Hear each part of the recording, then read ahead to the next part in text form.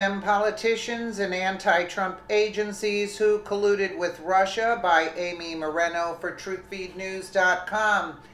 Isn't it interesting that the only people really colluding with Russia actually are Democrats or anti-Trump agencies?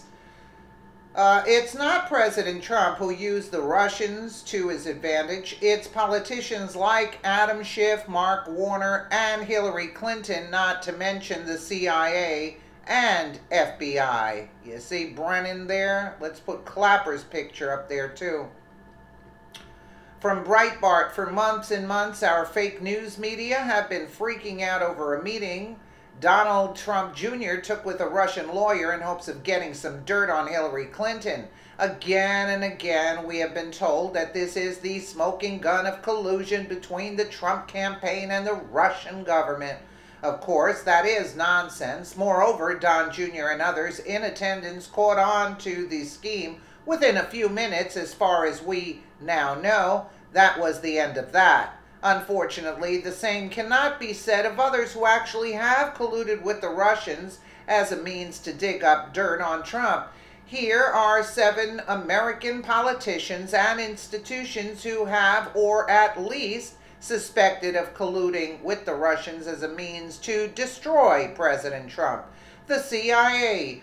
Although the far-left New York Times is desperately hoping to control the explosion of the bombshell by shrouding it in a laughable story about the CIA trying to retrieve stolen National Security Agency cyber weapons, the anti-Trump outlet is still forced to report that after months of secret negotiations, a shadowy Russian biked American spies out of $100,000.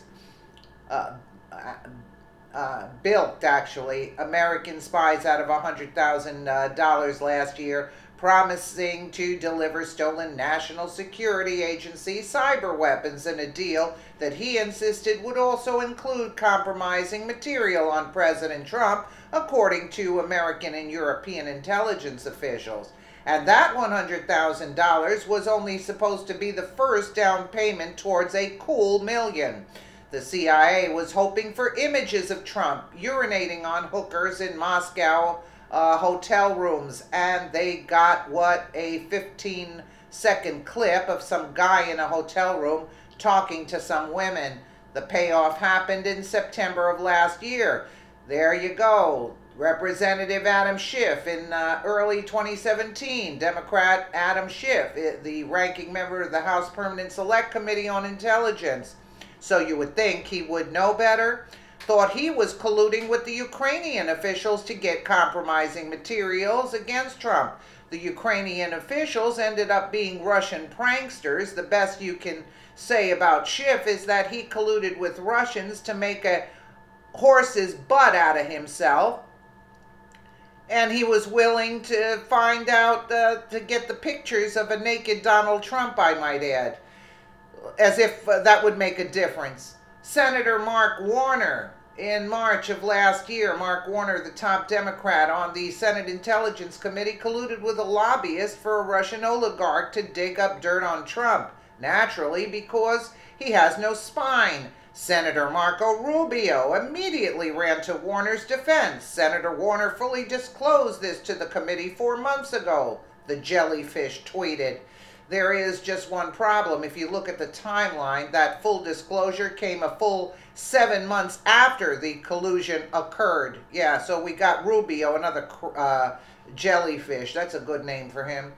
Rubio fired off another non-sequitur in Warren's defense. Has had zero impact on our work, Rubio wrote, as thought that means anything when it comes to the fact that Warner colluded with the Russians to harm a sitting president and hid that information from the committee for more than a half year. Fusion GPS and Christopher Steele. Steele is the former British spy hired by the DC-based Fusion GPS to put together the phony Russian dossier that even disgraced former FBI Director James Comey declared salacious and unverified. To compile these lies, Steele reportedly worked directly with Kremlin officials. How good were these sources? Consider what Steele wrote in the memos. He filed with Simpson, sources, to use the careful nomenclature of his dossier, was a senior Russian foreign ministry figure. Source B was a former top-level intelligence officer still active in the Kremlin, and both of these insiders, after speaking to a trusted compatriot, would claim that the Kremlin had spent years getting its hooks into Donald Trump. In other words, Steele and Fusion GPS colluded with the Russians to manufacture lies about Trump. Steele then leaked those lies to a complicit media in hopes of manipulating the outcome of the 2016 presidential election. Fusion GPS also spearheaded the campaign to undo the Magnitsky Act, American legislation, imposing sanctions on Russian officials and other figures close to Vladimir Putin. Their work featured a smear campaign against the driving force behind the Magnitsky Act, financier William Browder. If successful, this Fusion GPS campaign would have been of great benefit to the Russian government and countless oligarchs who want the Magnitsky Act sanctions lifted.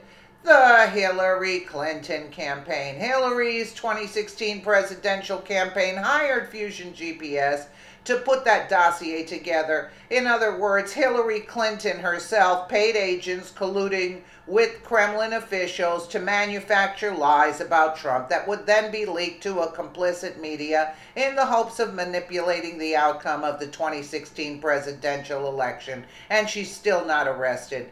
The Democratic National Committee, DNC, the DNC hired the DC-based Fusion GPS to put that dossier together. In other words, the DNC's paid agents colluded with Kremlin officials to manufacture lies about Trump that would then be leaked to a complicit media in the hopes of manipulating the outcome of the 2016 presidential election. The FBI, our own FBI, not only put Steele on the payroll, a guy who colluded with the Russians to manufacture lies about Trump. The FBI used lies and the dossier, including Kremlin lies, to obtain FISA warrants to spy on the Trump campaign affiliates. Need I say more? Let's get going with the arrests. Call in the military and take them all out. I mean, that's the only way you're going to get these criminals out. They're very high-ranking criminals. There's no other way. That's what I say. And let the military tribunals begin. Absolutely. Let me know what you guys think in the comments below. And again, thank you so much for watching.